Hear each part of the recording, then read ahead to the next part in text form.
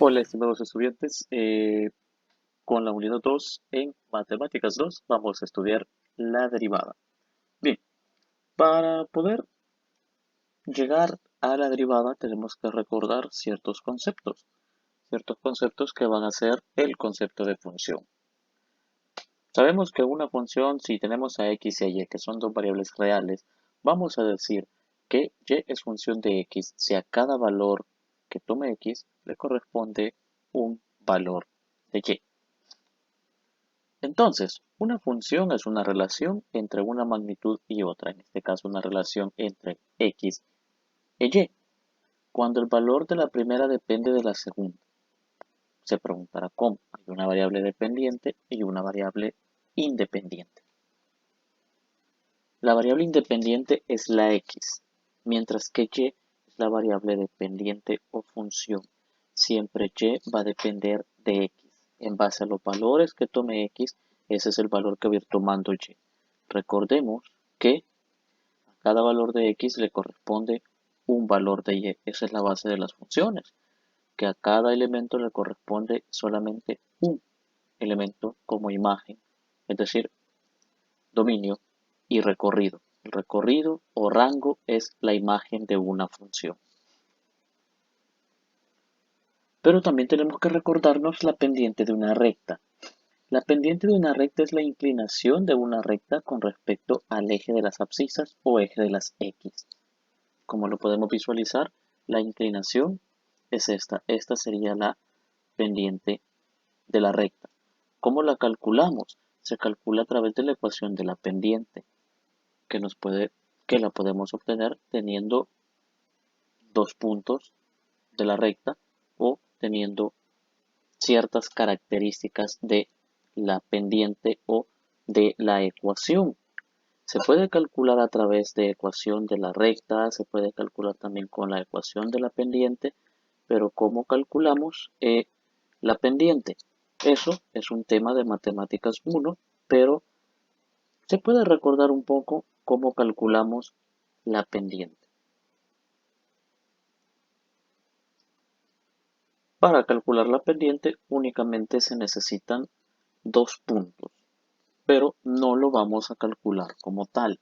En este caso, para calcular la pendiente, pues únicamente necesitaríamos saber las coordenadas x y y del primer punto y del segundo, y con ese a través de la fórmula podríamos calcular la pendiente de la recta. ¿Qué es una recta tangente? Es una recta que toca eh, una curva o superficie en un solo punto sin llegar a cortarla, es decir, solo la toca. Por otro lado, tenemos la secante, que es una recta que corta en dos puntos. ¿Qué sucede con la secante? La secante pues corta en dos puntos y la tangente solo toca a la circunferencia, toca a la curva en un solo punto. Vamos a diferenciarlos.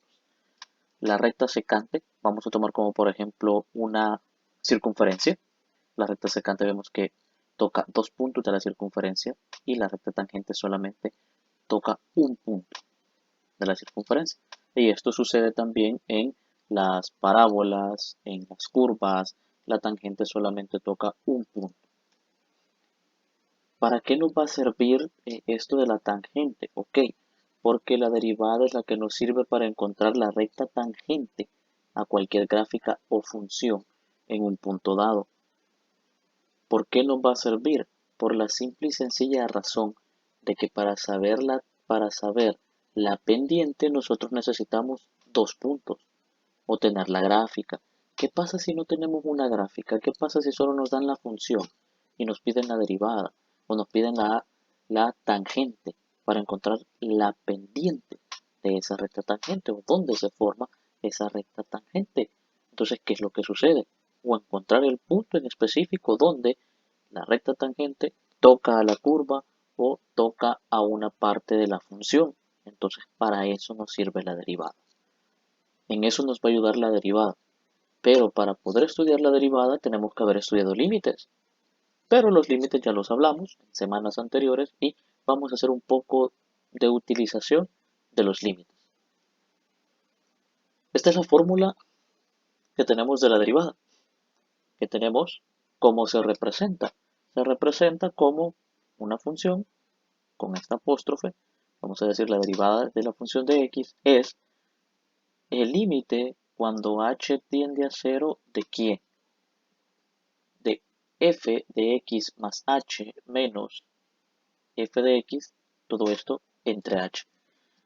Y esta sería la parte introductoria a la derivada. Nos falta verla y entenderla de forma gráfica. Pero eso lo vamos a ver en un próximo recurso donde también vamos a visualizar cuáles son los teoremas que vamos a estar aplicando.